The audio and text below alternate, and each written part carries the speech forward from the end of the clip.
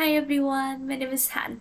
And as you all know, China during the Qing dynasty was one of the strongest empires. It is maintained by the courage, intelligence, and loyalty of both civilians and military. However, there were some visible downsides of this period: discrimination, beliefs, and inhuman practices. And today, I will present the book Drowning Girls in China: Female Infanticide since 1650, describing one of the most evil social problems. This book was published in 2008 by David Imo Mancello. He now is a professor of history at Baylor University. He is intrigued and dedicated to discussing infanticide.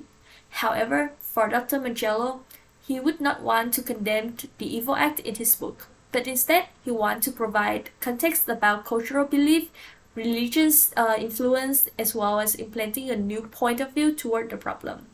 He believes it will be less biased if we look at the practice not only as a mere irrational action.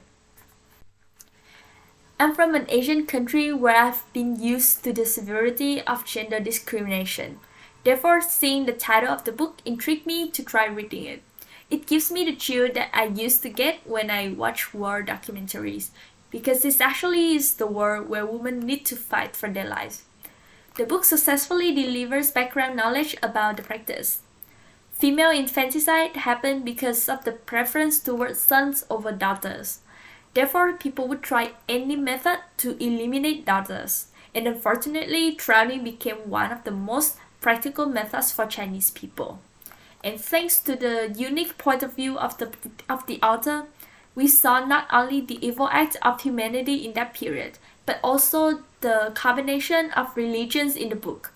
He explained how Chinese people believed in karma and would be afraid of consequences after drowning those baby girls.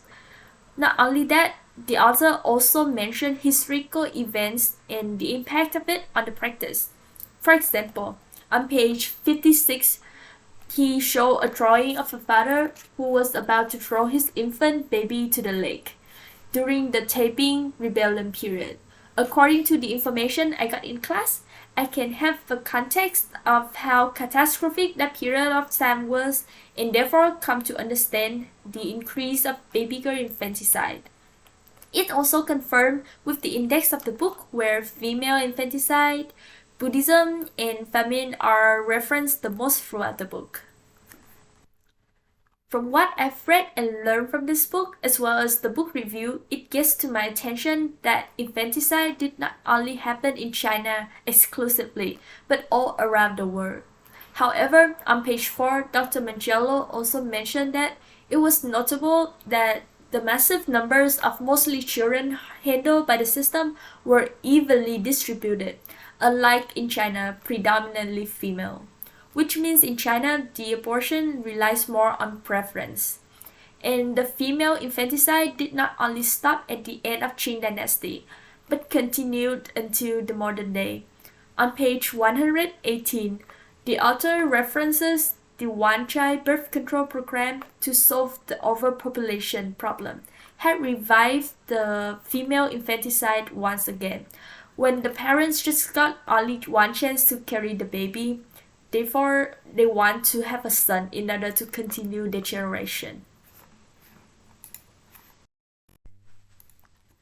This book is one of the books that gives out a special perspective on female infanticide, especially in China. Besides, there are some related books that touch on this topic as well.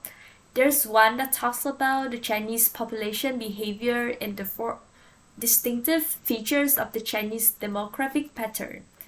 And another book discusses about infanticide in Japan at the same period. It confirms the appearance of infanticide around the world, not exclusively in China. Besides, there is an article that reports the stillbirths and infanticide in Imperial Japan as well. To sum it up, there are plenty of articles and books discussing about infanticide as a whole and condemning the practice. But thanks to Mancello, we now have a book that gives a different perspective toward the problem. Moving to the book reviews, I'm glad to see that Wei Jinglu also agree on the unique perspective of Mancello. Wei-Jing Lu's review is from the Journal of Asian Studies.